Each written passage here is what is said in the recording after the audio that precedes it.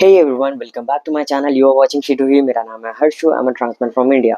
आप सभी लोग काफ़ी सारे लोग तो जानते होंगे मेरे बारे में कि रिसेंटली मेरी की होल सर्जरी हुई है 19th को, लास्ट मंथ।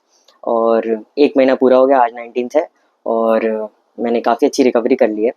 और आज का टॉपिक है, मैं आपको बताने वाला हूँ कि राइट ऑर्डर क्या है।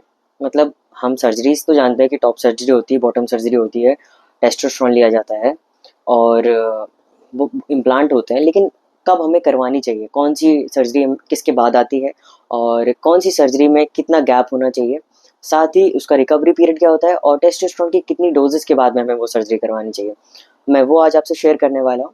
तो वीडियो को बिल्कुल भी स्किप मत करना, पूरा देखना है आपको, ताकि आपको हर एक पार्ट अच्छे से समझ में आए। शुरू करते हैं सबसे पहले जीडी लेटर के साथ में। जीडी लेटर यानी कि जीआईडी लेटर, जिसको शॉर्ट में जीडी लेटर कहने लगे हैं। इसका मतलब है जेंडर डिस्फोरिया लेटर।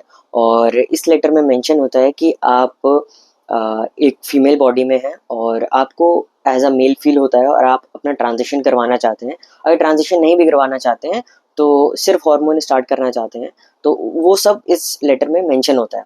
और इस लेटर के बेसिस पे आप आगे अपनी ट्रांजिशन जर्नी प्रोसीड कर सकते हो। नेक्स्ट होता है हार्मोन रिप्लेसमेंट थेरेपी, जो कि एंडोक्रोनोलॉजिस्ट आपको बताते हैं कि आपके लिए कौन सी डोज सही है, आपको कौन सा इंजेक्शन लगाना है या फिर जेल यूज़ करना है, वो सब आपको एंडोक्रोनोलॉजिस्ट बताते हैं। लेकिन इसमें एक छोटा सा कन्फ्यूजन है। लोगों को ये कन्फ्यूजन होता है कि क्या हम बिना टेस्टोस्टेरोन स्टार्ट किए, यानी कि बिना एचआरटी स्टार्ट किए सर्जरी करवा सकते हैं, टॉप सर्जरी। तो हाँ, आप करवा सकते हो। आप बिना टेस्टोस्टेरोन स्टार्ट किए भी टॉप सर्जरी करवा सकते हो, इसमें कोई प्रॉब्लम नहीं है। लेकिन ज़्यादातर जो डॉक्टर प्रेफर करते हैं कि आप 3 से 6 महीने तक कम से कम टेस्टोस्टेरोन लें, जिससे आपकी बॉडी में जो चेंजेस हो रहे हैं, अगर आपको पसंद आ रहे हैं तो आप उस ट्रांजिशन को कंटिन्यू कर सकते हैं। जस्ट इन केस अगर आपको वो चीज़ें अच्छी नहीं लग रही हैं तो आप डी ट्रांजिशन करके वापस से एक फीमेल बॉडी में रह सकते हो। इसलिए ज़्यादातर डॉक्टर्स प्रेफर करते हैं कि आप टेस्टोस्टेरोन पहले स्टार्ट करो। मिनिमम 3 मंथ्स के लिए तो करो ही करो, कैसे भी करके 3 मंथ के लिए अगर आप कर लोगे तो आपके लिए वेल एंड गुड है। और उसके बाद आप टॉप सर्जरी करवा सकते हो और बॉडी भी हमारी प्रिपेयर हो जाती, फैट डिस्ट्रीब्यूशन हो जाता है, लोअर बॉडी से अपर बॉडी की तरफ आ जाता है। तो एक मेडिकल पर्पज से भी वो अच्छा रहता है। तो इसलिए आप पहले एचआरटी स्टार्ट करेंगे, जो कि आपको एंडोक्रोनोलॉजिस्ट सजेस्ट करेंगे। उसके बाद में आप आगे बढ़ेंगे टॉप सर्जरी के लिए। टॉप सर्जरी होती है यूजुअली 2 तरीके की। मोस्ट ऑफ द लोग जानते हैं कि दो तरीके की टॉप सर्जरी होती है, जिसमें होती है एक की होल, एक होती है डबल इंसिजन। की होल में आप आपके निपल के नीचे छोटा सा इंसिजन करके उसमें से आपका ग्लैंड निकाल लेते हैं और एक फैट के लिए लाइपोसक्शन किया जाता है। ये दो तरीके से आपका की होल होती है। और नेक्स्ट है जो कि की होल से थोड़ी सी बड़ी सर्जरी होती है, क्योंकि इसमें 2 बड़े इंसिजन लगते हैं चेस्ट के नीचे। और ये होता है बिगर साइज ऑफ ब्रेस्ट, जिसका साइज ज़्यादा होता है उसके लिए डबल इंसिजन कंसल्ट की जाती है। तो डबल इंसिजन में रिकवरी पीरियड भी ज़्यादा होता है और उसके चार्जेस भी यूजुअली ज़्यादा होते हैं की होल सर्जरी से, और उसमें स्कार्स रह जाते हैं। कई बार होता है कि लाइफ टाइम रह जाते हैं, मतलब वो फेड होते रहते हैं टाइम के साथ, पर स्कार्स आपके रह जाते हैं उसमें। इसके बाद में आप करवाते हैं हिस्टेक्टोमी। हिस्टेक्टोमी एक सर्जरी है जिसमें वॉर्म रिमूवल होता है, यानी कि हिंदी में बोले तो बच्चादानी को हटाया जाता है। और ये सर्जरी यूजुअली 1 साल, मिनिमम 1 ईयर आपका एचआरटी पे होना ज़रूरी है, यानी कि टेस्टोस्टेरोन पे। और मतलब आप 1 डेढ़ साल से टेस्टोस्टेरोन ले रहे हो, उसके बाद में आप हिस्टेक्टोमी करवाएं। और इसमें क्या होता है कि आपके जो वॉर्म होता है उसको निकाल लिया जाता है, यानी कि आपकी ओवरीज और आपका यूट्रस रिमूवल होता है इसमें। और इसके कुछ टाइम बाद, यानी कि 6 मंथ या फिर 1 ईयर बाद, आप बॉटम सर्जरी प्रोसीड कर सकते हैं। और बॉटम सर्जरी भी 2 तरीके की होती है। एक होती है मेटेडियोप्लास्टी और दूसरी होती है फैलोप्लास्टी। मेटेडियोप्लास्टी में क्या होता है कि जब आप इसमें भी एक क्राइटेरिया है कि आपको मिनिमम 1 से 1.5 साल इसमें टेस्टोस्टेरोन पे रहना ज़रूरी है, क्योंकि तब आपका जो क्लिटोरिस का साइज़ होता है वो बढ़ जाता है। और मेटेडियोप्लास्टी में क्लिटोरिस के साइज़ जो बड़ा होता है उसी की लेंथनिंग करके आपकी सर्जरी की जाती है और उसको माइक्रो पेनिस बनाया जाता है। इसको कहते हैं मेटेडियोप्लास्टी। और इस सर्जरी में यूजुअली क्या होता है कि जो रिकवरी पीरियड होता है वो एक महीने का होता है। और सर्जरी का प्रोसेस भी कम होता है, मतलब नंबर ऑफ सर्जरीज भी इसमें कम होती हैं। और अगर चार्जेस की बात करें तो भी ये फैलोप्लास्टी के कंपैरिजन में ये सस्ती होती है। लेकिन इसमें जो मतलब इसके जो नेगेटिव पॉइंट है वो ये है कि समटाइम्स इसमें जो पेशेंट है वो स्टैंड टू पी के लिए एलिजिबल नहीं हो पाता। मतलब कि जो आपका टेस्टोस्टेरोन से क्लिटोरस का जो साइज बड़ा होता है वो 2 सेंटीमीटर से 6 सेंटीमीटर तक बढ़ता है। तो वो डिपेंड करता है आपकी बॉडी पर कि क्या साइज आपका बड़ा है। और बहुत ही रेयर केसेस में इसका साइज 8 सेंटीमीटर तक भी बढ़ सकता है, बहुत ही रेयर केसेस में, बट यूजुअली 2 सेंटीमीटर से 6 सेंटीमीटर के बीच में बढ़ता है। तो अगर आप टेस्टोस्टेरोन पे 2 साल तक हो, आपका 4 to 5 सेंटीमीटर बढ़ गया है, तो फिर जब सर्जरी करवाओगे तो जब उसकी लेंथनिंग की जाएगी तो आप स्टैंड टू पी के लिए एलिजिबल हो क्या, मतलब आप कर सकते हो। लेकिन अगर साइज काफ़ी छोटा रह गया तो कई बार उसके नेगेटिव में ये आ जाता है कि आप स्टैंड टू पी नहीं कर पाते हो। और ये इसका एक कौन है। और नेक्स्ट अगर मैं बात करूँ फैलोप्लास्टी की, फैलोप्लास्टी कम लोग करवाते हैं क्योंकि फैलोप्लास्टी में सर्जरीज काफ़ी सारी होती हैं। और ये सर्जरी ऐसी होती है कि आपका पहले हिस्टेक्टोमी से आपका यूट्रस एंड ओवरीज रिमूवल हो गया है, उसके बाद में आपका हाथ का या आपकी थाई का या फिर आपकी बैक का एक ग्राफ्ट लिया जाता है। वो इतना बड़ा इस साइज में ऐसे लिया जाता है और उसको रोल करके उसका एक पीनस की शेप देके उसका एक पीनस बनाया जाता है, जो आपकी ही स्किन से बनता है।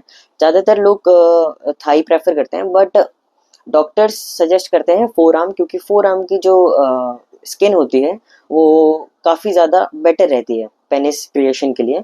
तो फोर आर्म की आपको सजेस्ट की जाती है कि आप ले लीजिए, स्किन ग्राफ्ट दीजिए। लेकिन इसमें एक इशू होता है कि आपका जो स्कार होता है, आपके हाथ पे जो स्कार आएगा वो लाइफ टाइम के लिए रह जाता है। टाइम के साथ थोड़ा थोड़ा फेड होता रहता है, आपको मतलब उसमें काफ़ी ब्यूटिफिकेशन करना पड़ता है, बट वो स्कार आपके हमेशा के लिए रह जाता है। और इसमें नंबर ऑफ सर्जरीज भी ज़्यादा होती है। कुछ लोग क्या करते हैं कि थाई का ग्राफ्ट लेके उसको हाथ पे लगवा लेते हैं और हाथ के ग्राफ्ट का पीनस बनवा लेते हैं। तो ये सर्जरीज भी इसमें काफ़ी सारी बढ़ जाती हैं। और अगर कॉस्ट की बात करें तो ये डेफिनेटली मेटेडियोप्लास्टी के कंपेयर में काफ़ी कॉस्टली होती है। 2-3 लाख 4 लाख डिपेंड करता है आप कौन सा सर्जन चूज़ कर रहे हो, कौन सा हॉस्पिटल चूज़ कर रहे हो, और कई बार तो कंट्री भी, क्योंकि थाईलैंड में ज़्यादातर ये सर्जरीज ज़्यादा अच्छे से होती हैं क्योंकि वहाँ का कल्चर ऐसा है। बाकी इंडिया में भी होती हैं फैलोप्लास्टी मेटेडियोप्लास्टी, सारी सर्जरीज होती हैं, बट आप पे डिपेंड करता है आप कौन सी कंट्री चूज़ कर रहे हो इसके ऊपर। और इसकी अगर मैं बात करूँ, इसमें अच्छा है कि आप जो प्रॉज हैं इसके वो ये है कि साइज़ अच्छा रहता है। ऑब्वियसली सबको मैटर करता है साइज़, आज के टाइम पे तो सबको मैटर करता है कि अच्छा साइज़ हो। आप स्टैंड टू पी के लिए बिल्कुल आपको इसमें कोई प्रॉब्लम नहीं होगी। और दूसरा है कि इसमें सेक्स पेनिट्रेशन भी पॉसिबल होता है फैलोप्लास्टी में। और अगर मैं इसके कॉन्स की बात करूँ तो चार्जेस ज़्यादा हैं और इरेक्शन में कई बार प्रॉब्लम आ सकती है। मतलब इरेक्शन इन द सेंस कि सेंसेशन जो होती है वो मेटेडियोप्लास्टी के कंपैरिजन में कम रहती है फैलोप्लास्टी में। और ये सर्जरी काफ़ी कॉम्प्लिकेटेड भी होती है। तो ये सब चीज़ें हैं आपको जो ध्यान में रखनी होती है फैलोप्लास्टी और मेटेडियोप्लास्टी के में चूज़ करने के लिए। अब आप ये मुझसे मत पूछना कि मेटेडियोप्लास्टी और फैलोप्लास्टी में आप कौन सी चूज़ करने वाले हो, क्योंकि मैंने अभी कुछ नहीं चूज़ किया है। मुझे टाइम लगेगा अभी इसके लिए। पहले तो मैं हिस्टेक्टोमी करवाऊँगा और उसके बाद देखते हैं, ठीक है। तो बॉटम सर्जरी कंप्लीट होने के बाद में आपकी एक सर्जरी होती है, या तो बॉटम सर्जरी के साथ में हो जाती है या फिर बॉटम सर्जरी के कुछ टाइम बाद होती है। इसको कहते हैं स्क्रोटोप्लास्टी एंड टेस्टिकुलर इम्प्लांट। इसमें यूजुअली क्या होता है कि आपका जो लाबिया टिश्यू होता है उससे स्क्रोटम बनाया जाता है। और इस स्क्रोटम में मतलब आपकी जो बॉल्स होती हैं, यानी कि सिलिकॉन्स की बॉल्स इम्प्लांट की जाती हैं। इसको कहते हैं टेस्टिकुलर इम्प्लांट। इससे आपका एक मैस्कुलिन लुक कंप्लीट हो जाता है और एक बॉटम सर्जरी आपको एक कंप्लीट इसको मान सकते हैं। लेकिन अब आते हैं एक ऐसे स्टेप पे जो कि बहुत सारे क्वेश्चंस क्रिएट करता है। इसको कहते हैं इरेक्टाइल इम्प्लांट, यानी कि पंप फॉर सेक्स। जब यूजुअली जब फैलोप्लास्टी सर्जरी की जाती है तो उसके बाद में एक इरेक्टाइल इम्प्लांट किया जाता है। और ये फैलोप्लास्टी सर्जरी के कम से कम 6 महीने और 6 से 12 महीने के बाद में इसको इसकी सर्जरी की जाती है। और इसमें एक मेडिकल पंप होता है जो कि आपकी पीनस के अंदर फिट किया जाता है और इसका पंप आपके स्क्रोटम में लगाया जाता है। तो इसका यूजुअली काम क्या होता है कि जब आप सेक्स करना चाहते हैं तो उसके लिए आपका इरेक्शन जो होता है, यानी कि आपके पीनस जो होता है उसका इरेक्शन, वो करने के लिए इसमें एक पंप जो आपके स्क्रोटम में होता है, जब आप इसको प्रेस करते हैं तो वो इरेक्ट हो जाता है। और जब उसको इसमें दो पंप होते हैं, जब आप दूसरे पंप को प्रेस करते हैं तो वो आप अपनी वापस से नेचुरल पोजीशन में आ जाता है जैसा होता है after the completion of your intimacy. तो यूजुअली ये जो सर्जरी होती है पंप फॉर सेक्स और इरेक्टाइल इम्प्लांट की, ये आपके इंटीमेसी के लिए होती है। तो ये डिपेंड करता है कि कौन करवाना चाहता है। वैसे यूजुअली जो फैलोप्लास्टी करवाते हैं उनके लिए तो ज़रूरी हो जाता है करवाना, और वो करवाते ही हैं। Most of the people prefer to go for this surgery. तो ये एक कंप्लीट सर्जरी हो जाती है, इसके बाद में आपको कोई और सर्जरी नहीं करवानी होती है। और आप टॉप सर्जरी होगी, बॉटम सर्जरी होगी, आपके इरेक्टाइल इम्प्लांट हो गए, तो ये कंप्लीट सर्जरी आपकी हो गई सारी। और इसके बाद में क्या होता है कि कुछ लोगों को सेटिस्फैक्शन अगर नहीं मिलता है तो लोग कई सारी मैस्कुलिन करने वाली सर्जरीज करवाते हैं, जैसे चेस्ट में फिलर करवाते हैं, फैट और लाइपोसक्शन करवाते हैं, बहुत सारी सर्जरीज करवाते हैं। ठीक है, तो यूजुअली आपकी जो फीमेल टू मेल में जो आपकी सर्जरी रहती है वो तो सिर्फ बॉटम सर्जरी तक रहती है। बाकी आपकी मर्जी है कि आप ब्यूटिफिकेशन करवाना चाहते हो कि नहीं करवाना चाहते। यूजुअली लोग नहीं प्रेफर करते हैं। तो इसका सही ऑर्डर तो आपको पता चल गया होगा अब कि क्या क्या होता है और कितने टाइम के बाद में होता है। सबसे पहले जीडी लेटर के कुछ टाइम के आप नेक्स्ट डे या उसी सेम डे आप एचआरटी शुरू कर सकते हैं। उसके बाद में एचआरटी के 6 महीने बाद आप टॉप सर्जरी करवाते हैं। टॉप सर्जरी आपकी हो गई और एचआरटी के 1 साल बाद, यानी कि 1 साल या 1.5 साल एचआरटी पे रहने के बाद में आप हिस्टेक्टोमी सर्जरी करवाते हैं। और इसमें होता है यूट्रस रिमूवल आपका और ओवरीज रिमूवल।